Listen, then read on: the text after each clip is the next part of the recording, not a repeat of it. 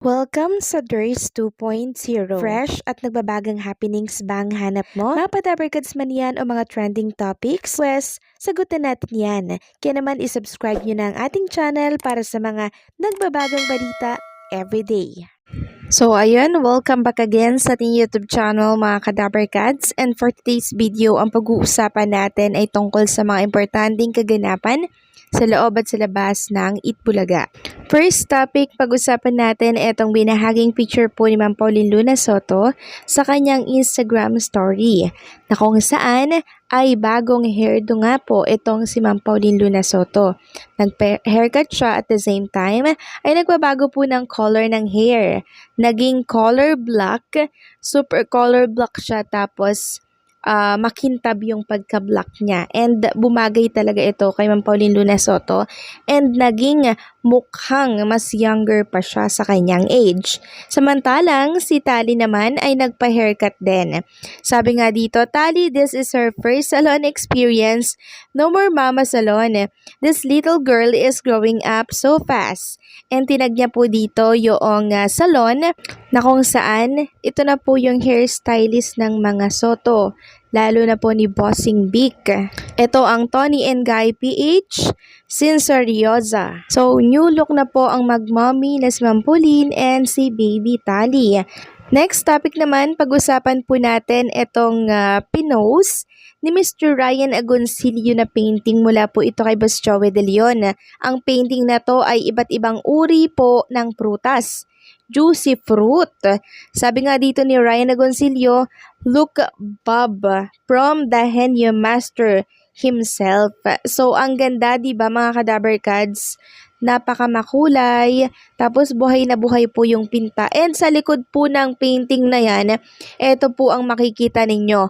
Bonggang kahoy, lemon, pomegranate, avocado, apple, mango, and persimmon ba yun? Tapos makikita dito sa gilid ang nakasulat, to Juday, Ryan, and kids. May the love in your family be always fruitful and juicy.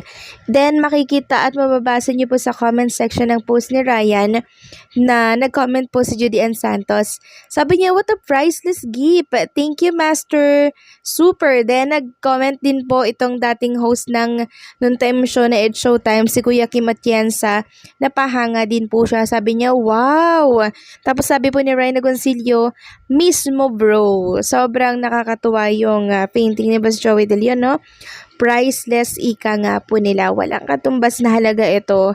Lalo na kung si Boss Joey De Leon po ang nagpinta. Next topic naman, pag-usapan natin ang tungkol dito kay Atasha Mulak. Sa oras po pala mga Kadabarkads na matapos ang taping netong proyekto po ni Atasha Mulak ay pwede na pala siyang mag-Itbulaga.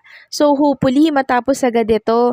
Kaso nga lang mga Kadabarkads, parang pag araw-araw yun pinalabas dito po sa telebisyon, di parang araw-araw din silang may taping. So, hindi natin kasi alam kung hanggang saan itong kwento po ng The Bad Genius netong si Atasha Mulak. Kasi sa oras daw na matapos ito, ay pwede na itong makapag-Itbulaga. Kaya sa nakakamiss kay Atasha Mulak, babalik din naman pala siya. Sa ngayon lang talaga mga Kadabarkads ay hindi natin siya makikita dahil super busy at hectic po ang kanyang schedule. Pero once na nakagalaw-galaw na at medyo hindi na siya busy sa kanyang mga schedule, pwede niya na pong isingit ang Itbulaga. Next topic naman, pag-usapan naman natin itong inilabas ng isang article tungkol dito sa kalaban po ni Bossing Vic Soto. Sabi nga dito, Pepsi Paloma na lamang ang title ng controversial movie ni Direk Daryl Yap, kung saan bida si Red Bustamante. Hindi na The R of Pepsi Paloma. Inamin ito ni Direk J.R. Olinares sa press ko ng pelikulang Beyond the Call of Duty noong April 1, anong isang araw, 2025 Martes, sa mansyon ni former Governor Chavez Singson sa Corinthian Gardens. Si Direk JR ang nasa likod po ng Pinoy Flix Film and Entertainment Production Inc. na distributor ng Pepsi Paloma. Siya rin ang director at supervising producer ng Beyond the Call of Duty. Sabi niya po, I'm distributor also in local films. Ako yung tumanggap ng The Pepsi Paloma. No, malumanay na lahat ni Direk JR. Now, which is ako naman ay malinis naman din ang konsensya ko bilang distributor. Although, alam ko lahat sa mga news na tinanggihan na ng ibang mga pero sinubukan kong tanggapin. Pero syempre, nagpapalo pa rin ako sa rules ng MTRCV. Since sinabi daw po ng MTRCV na kailangan kong ibigay yung mga ganitong requirements, nag-comply ako but may mga hindi pa na-comply na ibang requirements. Kaya medyo ipinagpaliban ko muna yon. Sabi pa dito, sa May 31 ang ika-40 anniversary ng pagpanaw ni Pepsi na Delia Smith sa totoong buhay. Kailan kaya maipapalabas ang Pepsi Paloma movie? Sabi niya yan nga yung last namin na usap ni Direk Daryl, medyo wala pa raw balita doon sa certification sa Muntinlupa Trial Court. At saka doon sa prosecutor sa Muntinlupa, tugon ni Direk. Kasi, nung chinek namin, Direk JR nung chinek namin sa legal team ng Pinoy Flix, nabigyan kami ng isang certification DOJ na wala naman siyang kaso. Dalawa na lang yung hinihingi ko from Muntinlupa, tsaka yung sa prosecutor. Nung chinek namin, wala namang TRO yung movie. So sa tingin ko naman, papayagan kung mabigyan or mabigay yung tatlo yung requirements ni MTRCV. Pero as of now, pinagpaliban ko muna kasi busy ako sa film ko na itong Beyond the Call of Duty. At the same time, meron din akong ginagawang ibang pelikula. Kakapack up lang kagabi, ako yung director sa isang film na hindi naman sa akin. Kinuha lang ako. So, may dalawa pa po pala silang kulang at once na na-comply na po nila yung dalawang requirements na yun, pwede na po silang ma-review ng MTRCV.